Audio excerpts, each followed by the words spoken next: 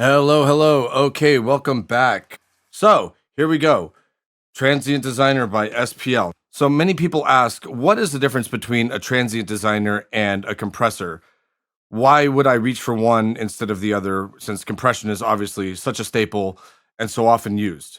Briefly, a compressor isn't going to get the job done every time because it affects the entirety of the ADSR. When initially created, the SPL Transient Designer was based around Reuben Tilgner's signal processing concept called differential envelope technology. Basically, the DET allows for an additive or subtractive envelope aimed solely at attack and release. Now, because of this control, it leaves other aspects of the envelope alone. So, transient shaping moves far beyond what compressors can do and turns out to be an incredibly powerful sound design tool, but also ends up becoming a permanent fixture in our mix and cleanup tools. Okay, so check it out. This thing is really simple, actually, and that's kind of why I wanted to get to it next. Realistically, we're looking at two knobs here. We're looking at the attack and the sustain. So the plugin is, in many regards, just really quick and dirty. If you're new to transient design, this might be the place to start. Okay, so I have to tell you, this thing is good on almost everything. So what I want to do here is I just want to show you, in my opinion, where it really shines, which is on 808 tones. So for instance, if you had a big 808 kick and you wanted to get rid of a little bit of the attack of it because you have a secondary kick that has all the punch up top, you could dial off the sustain, right? You could get rid of some of the sustain. You could dial off some of the attack so it just lets the sustain and the tail roll through.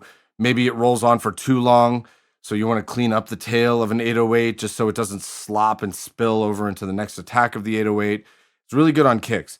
But one thing that I've really noticed is how much I like it on 808 snares. So, what we're going to do here is we're just going to have an audio example of a very simply programmed clap. Let's just have a look and listen to what's happening in bypass with this particular 808 clap.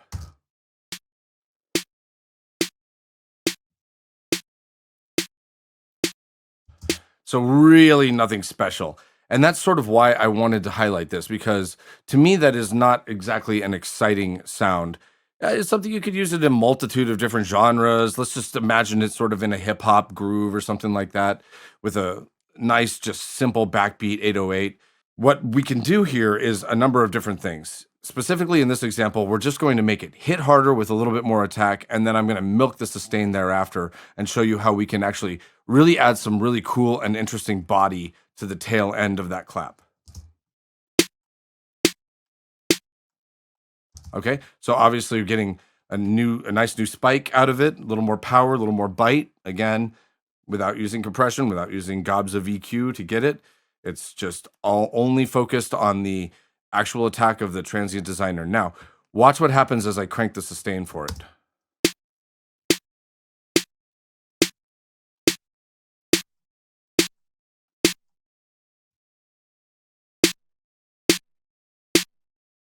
Bypass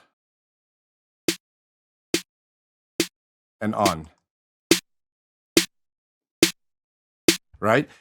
Look how beautiful those waveforms are. I mean, realistically, that is just such a cool trick to just very quickly and instantly craft a stronger sample based off something that wasn't too beautiful to begin with.